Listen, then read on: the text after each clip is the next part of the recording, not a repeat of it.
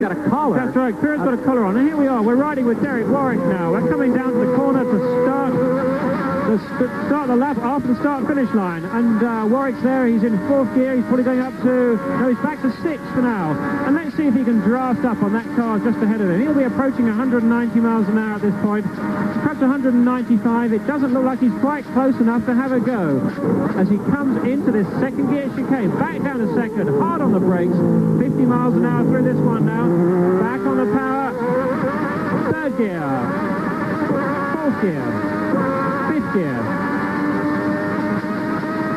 6th gear. And he's using about 13,000 revs with his Lamborghini V12 engine here. Into the 2nd chicane. 2nd gear once again.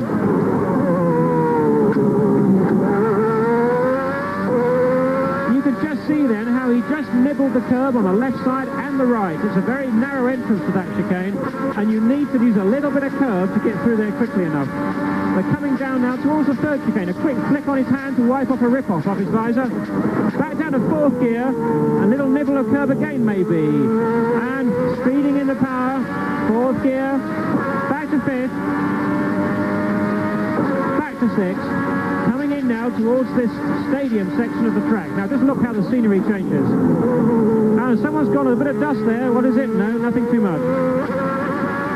Uses a bit of curve on the exit. 2nd gear for the Sachs curve. It's got a bit of camber on this. It's reasonably fast for a 2nd gear hairpin.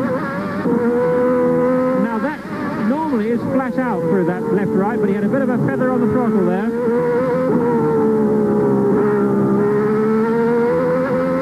Back now past the start-finish line, picking 5th gear before coming back down to the point at which we picked up the camera car, which is turn 1 on this Hockenheim circuit. And we're talking about the movement of the suspension. Here you're on board with Derek Warwick, and you can see exactly what we're talking about.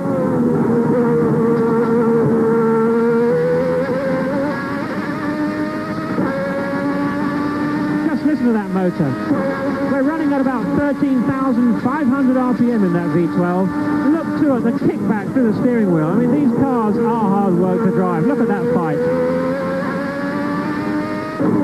Down to 2nd gear.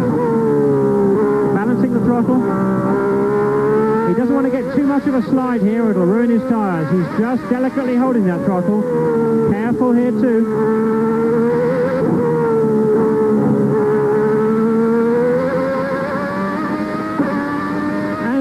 Past the start-finish straight.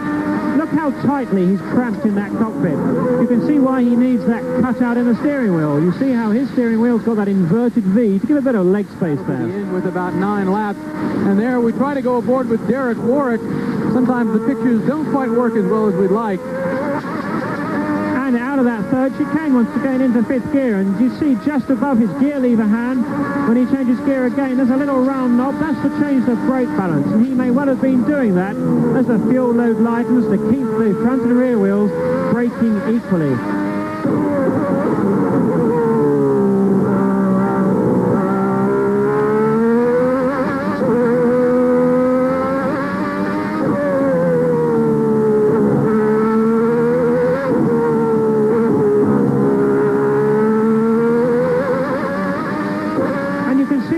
To balance the throttle through that series of corners.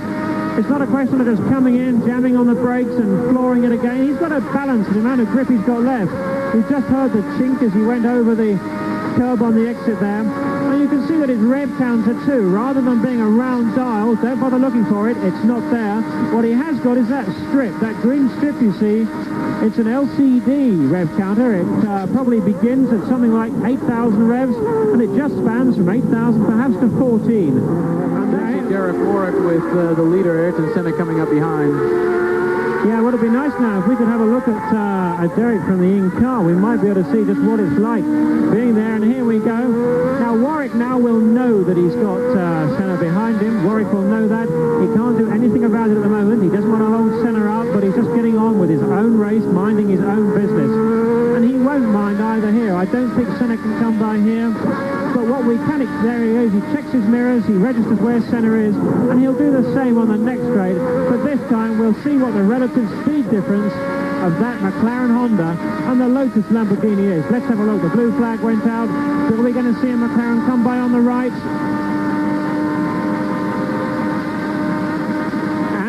goes. Look how close. He's just 5 or 6 feet behind at that point. Ooh, look at that. And then, well, I guess it looks like Derek Warwick was already beginning his braking, whereas Senna was starting his braking a little later. First, it looked like he was starting to pull away. Yeah, actually what happened there was that Senna braked a little bit later, or Warwick braked a little bit earlier to give Senna some space through that corner.